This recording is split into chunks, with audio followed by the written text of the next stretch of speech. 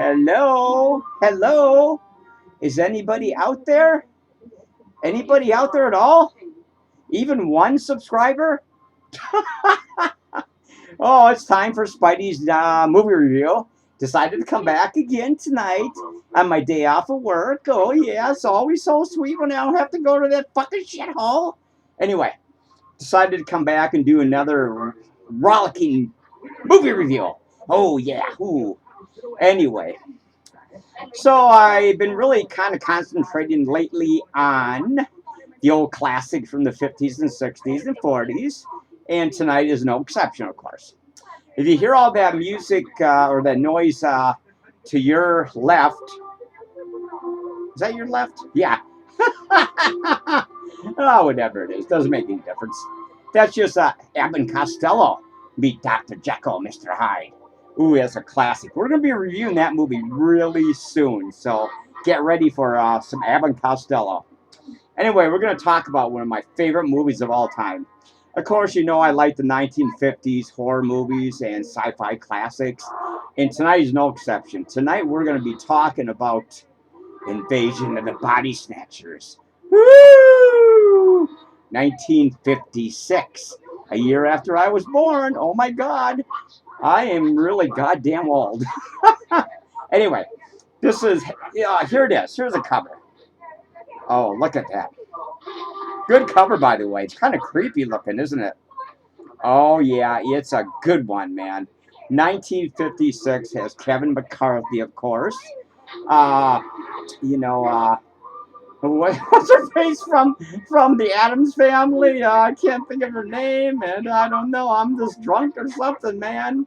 Oh my God, what a great movie, man. Has a lot of notable actors from that era, like I've always mentioned before. Look at that. Oh, this movie is just nothing but paranoia, man. But it's actually the real thing. Oh, Invasion of the Body Snatchers. It starts out pretty mildly. Kevin McCarthy is a medical doctor. He's coming back from basically a medical convention. He's been gone for maybe a week or two. And all of a sudden, the town just kind of like changing. He doesn't really notice it at first. But he's got his doctor's office got lots of different patients there claiming that their mothers ain't their real mother, their sons ain't their real sons. People in the town are just changing. They're not the same kind of people they used to be, and it just is like an epidemic or something, some kind of psychosis or something. He doesn't really think about it too much until he starts to actually figure out that something is going on. And we find out what's going on, really. But it just kind of like plods along really slowly and everything like that and everything. Actually, the movie starts out with him. Well, actually, there's like the beginning of the movie has him, screaming. He's in the doctor's office that his town has been possessed or taken over by aliens. So they really don't believe him right now. And he starts to tell the story to the psychologist and the police officers and the other doctors in the hospital. And then they flash back to the actual movie where it all started in the small little town. I'm not sure. It's somewhere in California, Santa Clara or something like that. Anyway, so he explains what's going on, and they start showing the movie from that point on. And of course, he doesn't really think much about it, really. I mean, seriously, folks, he just thinks everybody's kind of wacko or something, or maybe there's something in there, a chemical in there, or something like that. Oh man, it's a great movie, man. Soon he finds out what's going on. Apparently, how the movie really began was apparently it's a sci-fi classic, folks.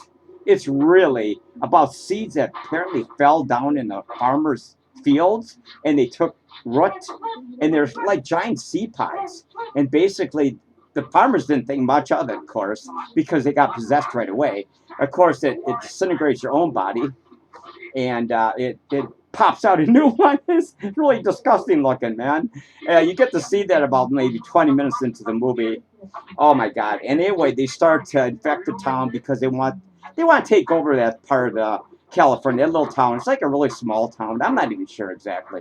Santa Clara or something like that. I'm not really sure.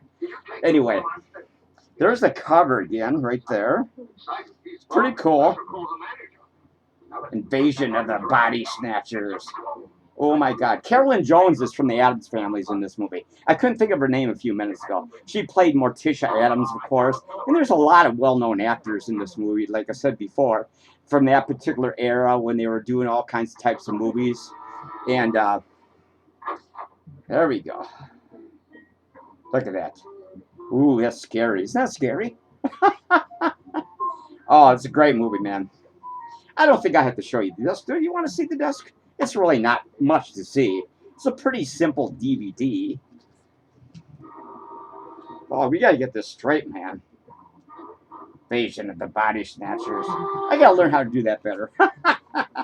It doesn't have an insert, nothing like that.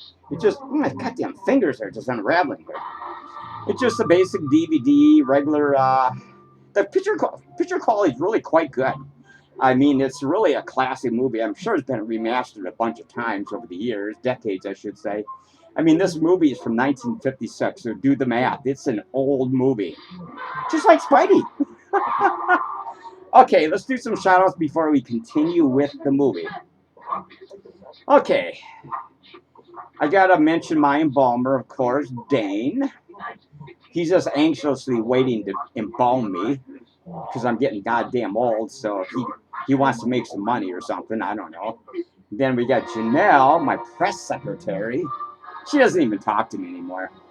And then we got those two nincompoops down in Iowa, Musty and Krusty Rice Rice, those Rice brothers. That's about all I'm doing shout-outs. Can't think of anybody else to give a shout-out to. Oh, it's terrible. Anyway, the studio looks good. Penny did a couple videos a couple nights ago. They look pretty good. He popped one up there already. It's doing okay. Of course, YouTube ain't doing our podcast do any favors. You know that. They hate us. we always get the worst time slots and, the worst, they won't give us reviews. I got bitched about 100 times, or thumbs up or comments or nothing like that. We're basically pretty much in the fucking cellar, right? We're in the cellar. Like I said, we know we got one of the best podcast video studios on YouTube, but they prefer to keep us in the basement, eating scraps with the rats. Once in a while they'll throw us some little rat food, Yeah, have some rat food here, man.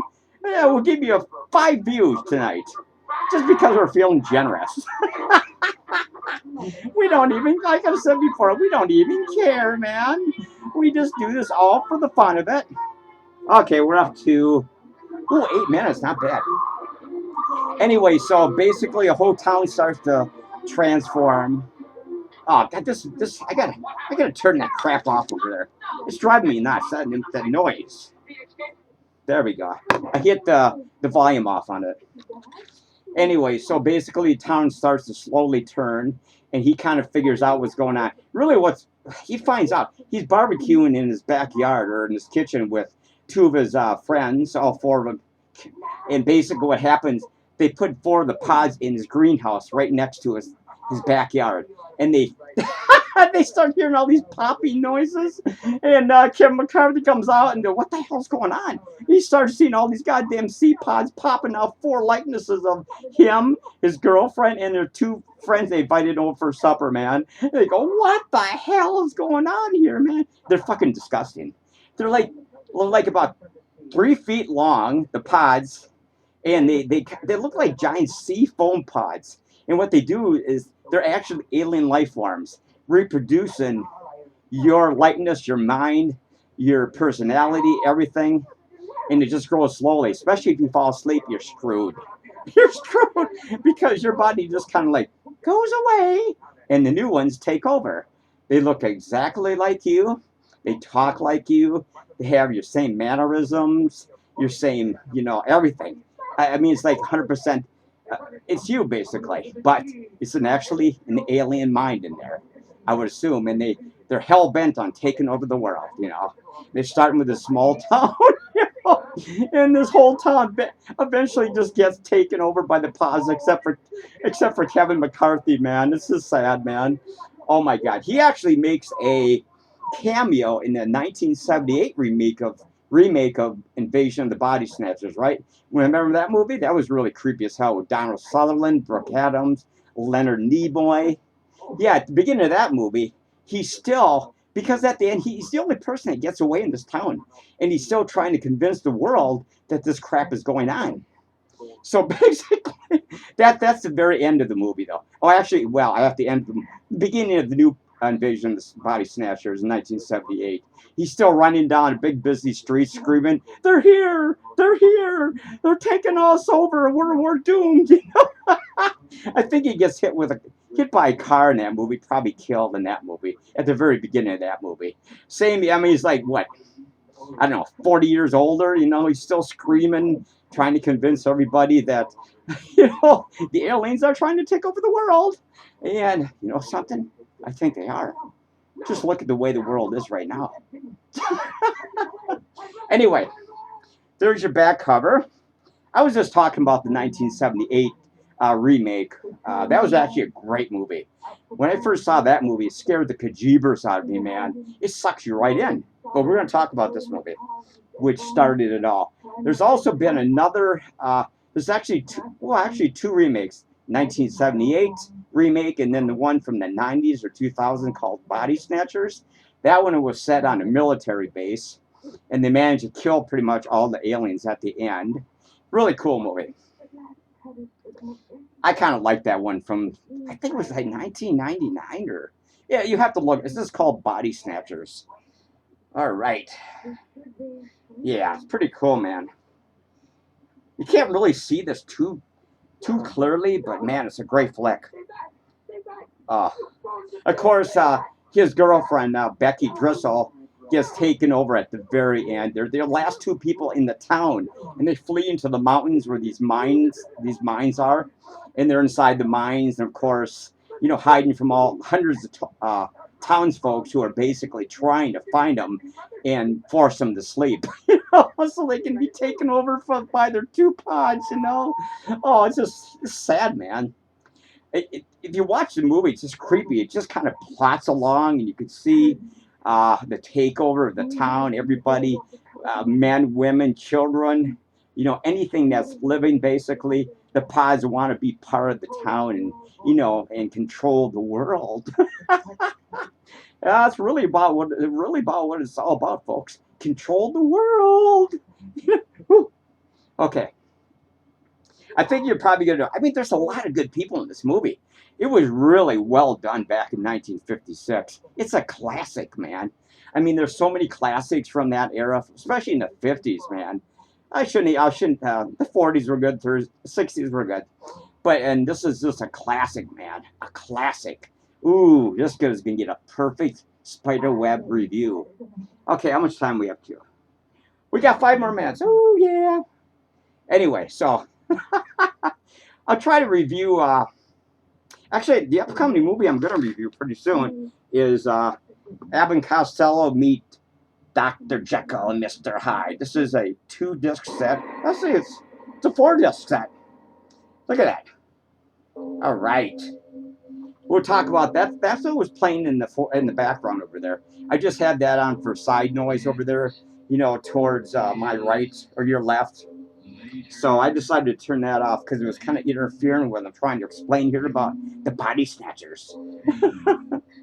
Anyway, so the podcast studio is doing pretty good. And I don't know if there's really much more to explain about this movie. You have to watch it, man. You can just kind of get sucked into it. You kind of get sucked into it watching him and his girlfriend watch the whole town become alien pods. It's great, man. It's great.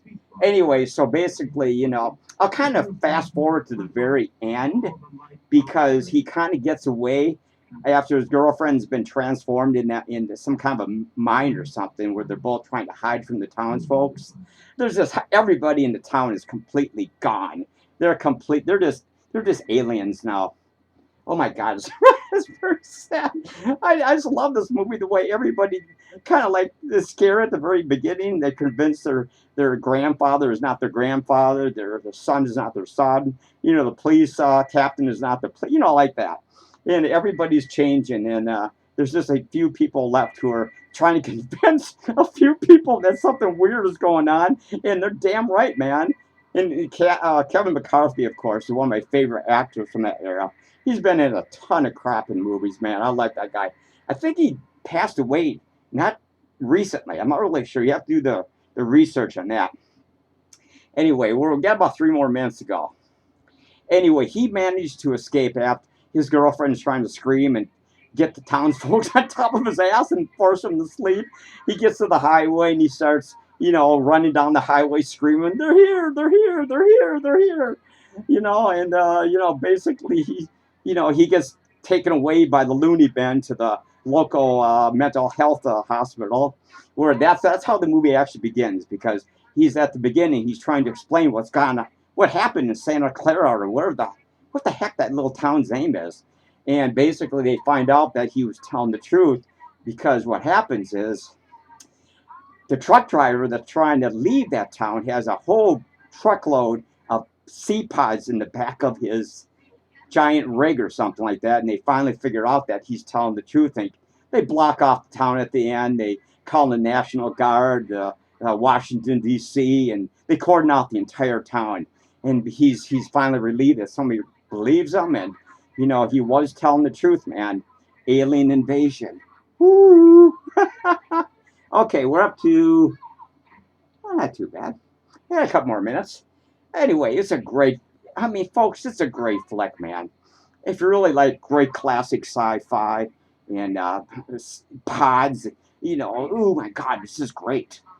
I mean, there's a lot of different scenes I just can't really explain. You have to watch the entire movie to understand how creepy this movie is, as it just kind of slowly plots along, and you can see the whole town just turning. There's a great scene where he finds this farm field. They're harvesting hundreds and thousands of pods. Oh my God, what the fuck?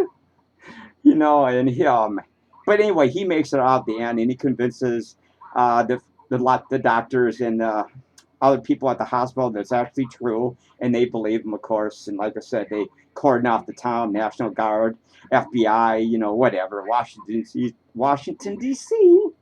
Great movie, folks. Great movie.